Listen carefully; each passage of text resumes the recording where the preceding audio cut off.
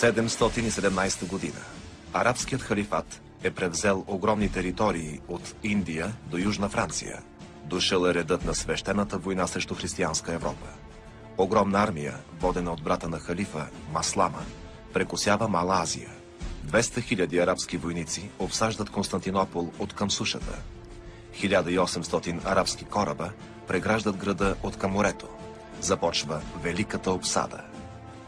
Изненадващо, българският хан Тервел удря арабите в гръб и разбива 4000 разузнавателен отряд. Маслама едва се спасява с бягство. Когато се връща в лагера, той заповядва да се изкопаят два рова. Единият срещу стените на Константинопол, другият в тила му, срещу българите. Намесата на Тервел прави положението на арабите отчаяно. Думите на летописеца са красноречиви. Българите нападали арабите и ги посичали.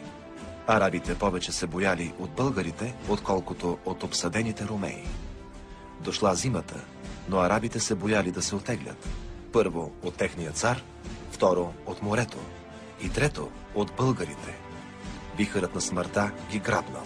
Гладът така ги притискал, че те изяждали труповете на мъртвите и мръсотиите си едни други.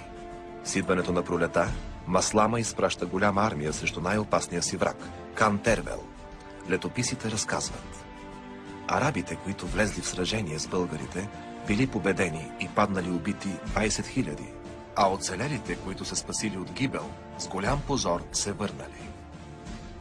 След този удар, арабската армия напуска завинаги Балканите, а тяхното поражение хронистите определят като велико бедствие за исляма и спасение за Европа.